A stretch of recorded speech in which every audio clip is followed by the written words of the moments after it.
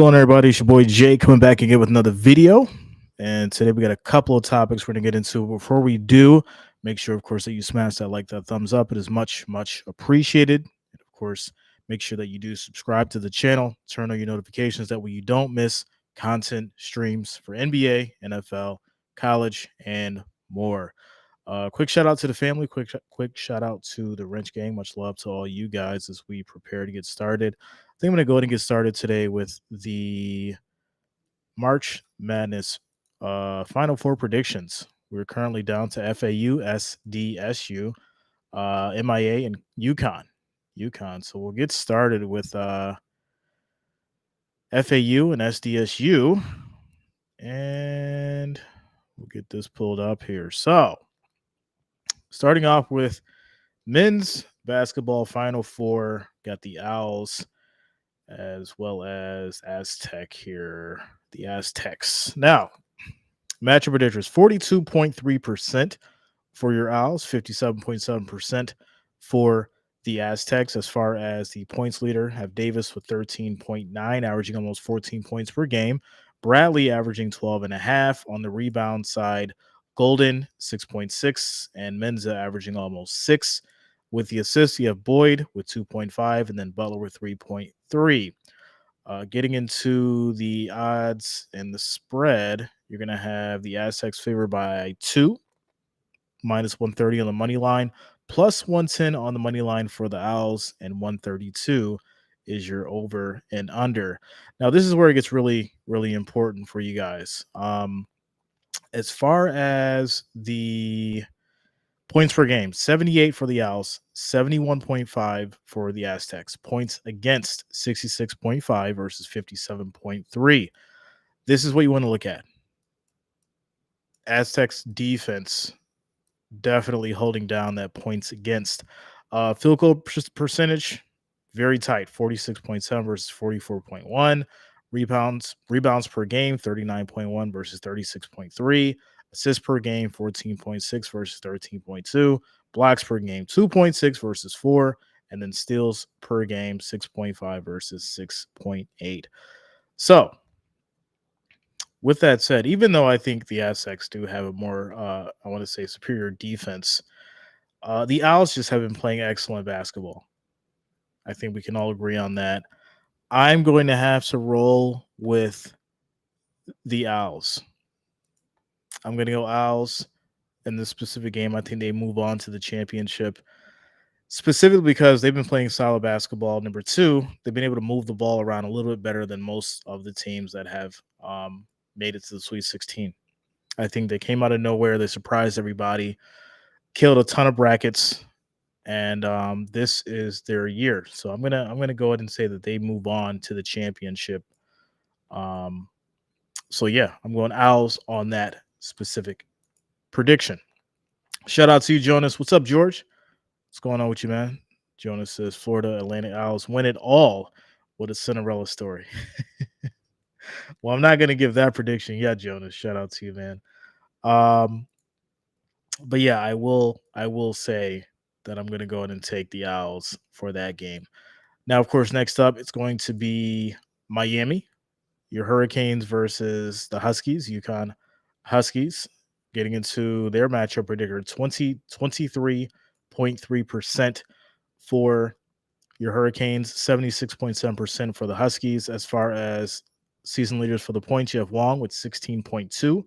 Sanogo averaging 17.1. On the rebounds, Omier with 10.1. Sanogo averaging 7.5. And then on the assist, Wong 3.2 and Jackson Jr. with 4.7. As far as the odds for this one, UConn's favored by 5.5, minus 250 on the money line, plus 205 on the money line for the Hurricanes. Your over-under is 149.5.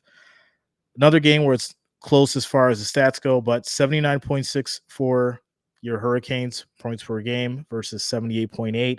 Points against, 70.3 versus 59.3. Field goal percentage, 48.4 versus 46.4. Rebounds per game, 34.8 versus 39.3.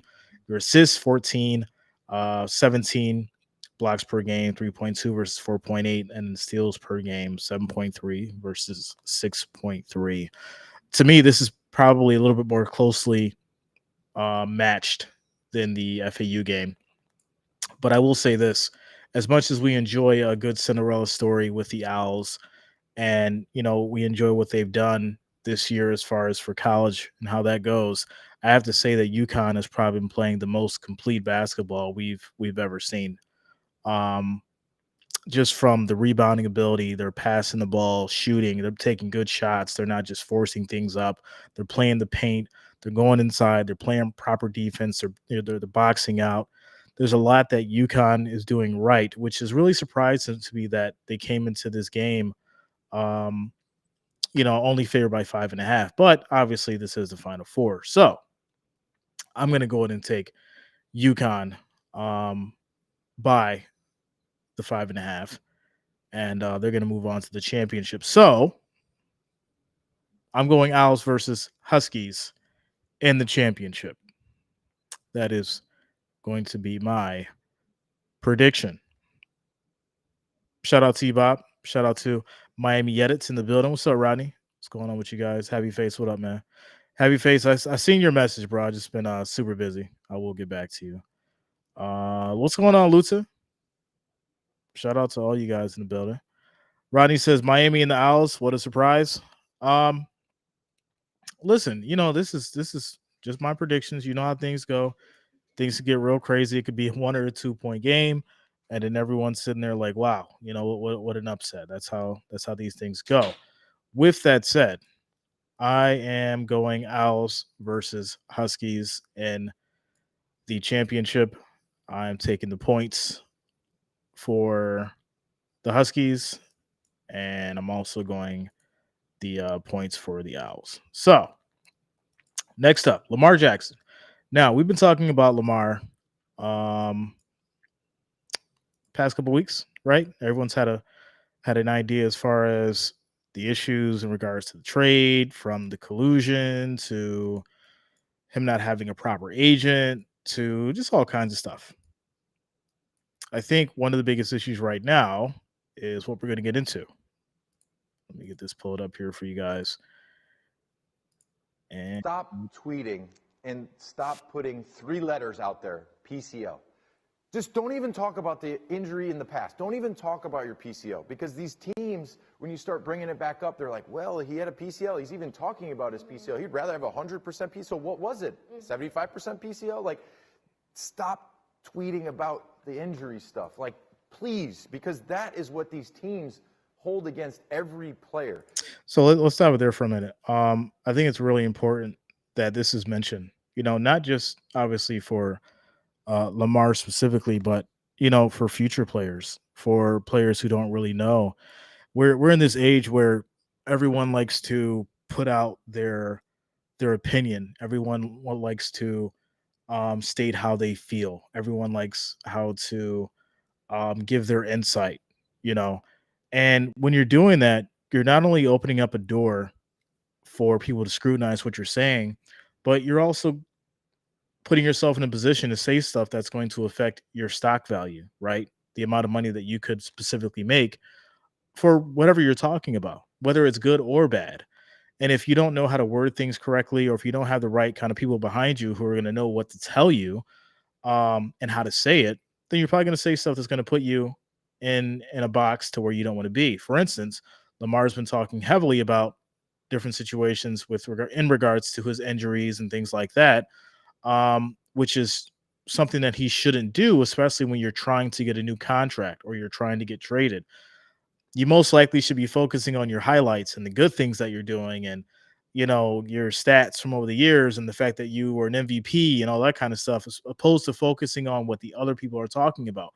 Because you may not realize this and other people may not realize this, but you're going to have a lot of people talking about what you're not worth.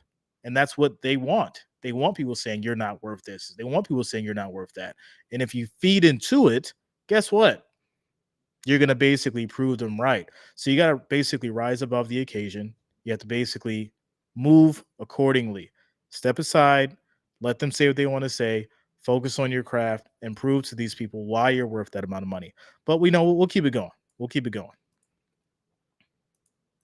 Any type of history of injury, they're going to hold it against you. And you just listen to Arthur talk about the injury history and not being there. Like, that is the stuff that these teams and these owners want to hold against the players. So if I was in Lamar's corner, if I was with his group, I'd say, Lamar, tweet all you want. Don't bring up anything about any injury. Anything. No PCL, no ACL, no ankle, nothing. Yeah, I mean, listen, it's self-explanatory, guys. You know, and when you sit back and you understand as far as him not having an agent and the real issue as far as how that's affected his money and how that's created an atmosphere for collusion, how that's created an atmosphere for other teams to basically come in and say, hey, we're not interested, right? Look at what happened last year, or look at how many games you haven't played in, and we're not willing to make this specific trade. A lot of people are saying, oh, he's going to go to Miami. Well, Miami's not going to have that. Miami's not going to have that opportunity because they don't have a pick that Baltimore is willing to give up Lamar for. So that's not going to happen. A lot of people are saying Patriots. I don't think Patriots are in a situation either. I mean, they've got Mac Jones, they got Zappy. Unless something crazy, ridiculously crazy is offered, he's not going to go to the Patriots either. To be honest, I do think this is what I do think. I think that what's going to happen is it's going to be a team that comes out of nowhere. It's going to be one of those shockers where it was like, oh, that they made a trade there, and it's going to work out in Baltimore's favor, and that's what they want right now, right? They know what he's worth, but they obviously want to get their money's worth. And even if there's a bad taste in Lamar's mouth, um, the team is going to want to do what's best in their best interest, not in the best interest of Lamar, and that's the reality of it. So, for all my future football players out there, or anybody or any athlete, make sure that you have an agent when you're going to make these deals. That way, you're not dealing with these kind of situations. So, getting over to the comments. Shout out to Tennessee Tactical. That man, he needs an agent. It's bad. It's really bad, and it's really unfortunate because I hate talking about it. I hate talking about it. I hate going back and forth about it. It just really highlights the issues that certain individuals have, and it further amplifies the fact of why people need specific people, no matter the cost of it, whatever percentage or whatever cap you have to pay to the agent. You need to pay that money so that you can have your contract secured, locked down, in order, and you're not in this situation to where your career is just up in the air. So, Bob says Lamar will get his money on September 1st. Timo says Lamar just has the attitude of enough is never enough. He is a good player, but not like Joe Burrow good. Cut it out, Timo. Cut it out. This is not a conversation about Joe Burrow. I think the biggest problem too is the Deshaun Watson contract, right? The Deshaun Watson contract is something that really shook up the whole internet, or the internet and the NFL. It shook up the internet and the NFL because no specific team wanted to give out that much guaranteed money. So now Lamar's looking at like, well, okay, Deshaun Watson got 250 million. Look what he did, and I didn't do half of what he did. I just had some injuries, and I got an MVP. So theoretically, you could say I'm better than him, and I deserve that kind of money. It's just really unfortunate that Baltimore's not going to pay him that amount of money. So Jones says, hold up, because he doesn't have an agent, but yet this agent free player had got drafted. Well, Jonas, I mean, let's keep in mind here, it's not about having an agent to get drafted. The agent is specifically the person that's going to facilitate and help you get the best deal, right? They're going to help you get the best deal. They're going to make sure that you have your brand endorsements. They're going to make sure that you make the most money, and you get paid what you're worth. When someone knows, it's kind of just like when you go into a courtroom, right? They ask you, hey, do you have a lawyer? Or if you obviously can't afford a lawyer, we can appoint one for you, stuff like that, because you don't know all the laws, right? You don't know all the laws and all the information that you need to know to specifically either beat this case or this litigation. So that's why you specifically need a lawyer for certain things. Now, you may be able to go do some research and figure out the law and know what you need to do, but it's easier to go find someone who knows the law, who can fight the case for you, opposed to you doing it yourself and putting yourself in a situation to where you might lose. And that's where Lamar Jackson is at this point. Tato says agent, contract, and benefits. Exactly. Hodgson says contract payments are hard, especially for teams in need for new players and faces. But that's how it goes. That's how it goes. So Ryan Devlin says for discount, since he doesn't have any. Yeah, I mean that's where they're at, right? They said, okay, well, and I think no teams can talk to anyone besides him because he doesn't have an NFLPA approved agent. So that's another thing that becomes an issue. No teams want to talk to him because he doesn't have an NFLPA approved agent. That's a roadblock and that's a hurdle there itself. So that's another thing that works in their favor. It's just the reality of it.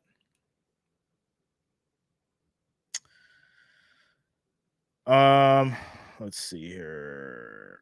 Did you know that Bobby Wagner? What's Bobby Wagner's contract? Bob says 32 million is a lot of cabbage. Yeah, 32 million is I mean, I'm sure he's not going to complain about 32, but is that what he feels like he's worth? No, not at all. Right? It's just like if you were going to work and you put in years of experience and you've you've taken the necessary steps and you have the accolades, you say, hey, I'm worth $40 an hour, right? I'm worth $50 an hour. And then you go into that back room with the boss and he's like, hey, we're only going to give you 22. Are you going to take it? Are you going to sit there or are you going to go somewhere else? It's just the reality of it. Shout out to Happy Face coming through with the $10 super chat. Thanks a lot, man. Thanks for the support. Says, I think Deshaun Watson's guarantee money was for all the settlements. They knew he'll pay out and that washed the NFL hands of any wrongdoing. Yeah, I could agree with you there. Obviously, those settlements are undisclosed. We're never going to know exactly how much comes from that. But I would like to think, and I could be speculating, I could be wrong. I would like to think that there is some kind of clause that is going to protect that money from just being taken by whatever settlements, because Deshaun already had a little bit of money, and best believe that his lawyer was trying to settle for the least amount of money as possible to get this thing, taken care of as quickly as possible as well. So, next up, Dan Snyder's Washington Commanders. Couple of bids for the Commanders as we get into it here. Let me expand this for you guys. Here we go. Sources: 2 groups submit $6 billion bids for the Commanders. So we'll play this real quick.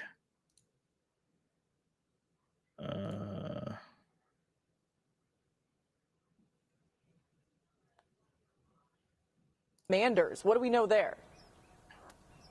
Well, how about this, Laura? It certainly sounds like things are heating up, and it certainly sounds like the Commanders are getting closer and closer to being sold. We've now confirmed that there are 2 independent groups, one led by the Philadelphia 76ers owner Josh Harris, another led by the Canadian billionaire Steve Apostolopoulos, who have each made bids of at least $6 billion. Those bids have been submitted. They are under consideration, and it sounds... Now, keep in mind, guys, Snyder and the group that bought the Commanders, they only paid $800 million. Or their portions were like $800 million. So the amount of money that they're basically able to make at this point is just absolutely astronomical, absolutely ridiculous. The same thing for Michael Jordan. I think he only spent around a couple $100 million, and now the Hornets is worth, I think, like 1.7 billion or something like that. It's just ridiculous the amount of money that these guys are able to make after those investments. Let's finish it up. Right now, as if there could be a purchase agreement before the NFL draft, sometime in the next month or so, because it's heating up with both sides, both groups, trying to work to get this deal done. You'll remember Josh Harris was involved in the Denver Broncos last summer. He obviously has Mitchell Rales, a local tie there in Washington, along with Magic Johnson in that group, and the Steve Apostolopoulos group is working to have other people in its group as well. But these two groups are actively trying to purchase the Commanders. And again, like I said, I really believe that something could be in place, a purchase agreement by the NFL draft. So there you have it, guys. Commanders could be sold to new owners by the NFL draft. So could you imagine Magic Johnson and team owning the Commanders? It'll be interesting. It will be very interesting. As far as the story goes on to say, Josh Harris Mitchell Rales Group, which now includes Magic Johnson, officially submitted a fully financed bid for the Washington Commanders that meets Dan Snyder's $6 billion asking price, a source told ESPN's Adam Schefter on Tuesday. Canadian billionaire Steve Apostolopoulos also had submitted a fully funded $6 billion offer for the Commanders, sources told Schefter, and ESPN's Brian Windhorst on Tuesday. If either bid is accepted, the deal would break the previous record sale for a franchise. This is really important. It could break the previous record sale for a franchise set in August when a group led by Walmart heir Rob Walton bought the Denver Broncos for $4.65 billion. You know what? I got to tell you this. I really don't believe the Commanders are worth $6 billion. So I'll tell you who's really getting the deal of a lifetime here. That's going to be Mr. Snyder. To turn $800 million into $6 billion, what an investment! What a flip! And if I wasn't holding this mic, I'd give Mr. Snyder a round of applause because you can take something that was so toxic and something that was a bad situation and say, you know what, you guys don't want me here, fine, I'll just profit $5 billion and walk away. So there it is, guys. That is that's your news on a Wednesday. Shout out to all you guys. Tennessee Tactical, yeah, man. Yeah. 800 million to 6 billion. It's crazy. It's crazy. Shout out to each and every one of you guys for being here today. Much love to the Wrench Gang. Much love to the family. Shout out to all you guys. Ryan, when you wanna pull together, bro? We'll do 3 billion $3 billion a piece. Me and Ryan Devlin, we're gonna go ahead and put in our bid for the Commanders. We'll have to compete with Magic Johnson and those boys. You know. I should be back on. I'm hoping next week. I've been taking care of some family stuff. So I'll definitely be back on for the championship with you guys. So stay tuned for that. We'll get that going. In the meantime, if I can, like I said, we'll get some NBA. But for sure, I will definitely be here for the championship for you guys. So be on the lookout for that.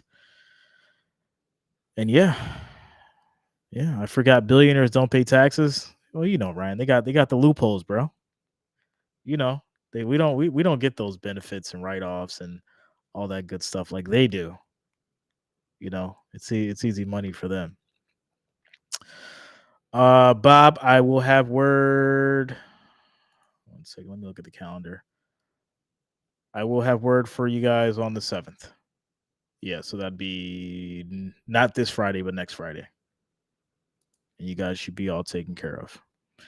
Put smiles on you and Jonas's face. Since both of you guys switched. All right. So I'm up out of here, guys. Shout out to each and every one of you. I will try to pop in tomorrow with some news for you guys. We'll keep it going. And next stream will be the championship. Like I said, we'll see who wins. I've got the Owls and the Huskies. So hopefully I'm right. I've been pretty good, even though my bracket was destroyed. But I've been pretty good. So we'll see what happens. All right, I'll hit you guys up later. Peace out.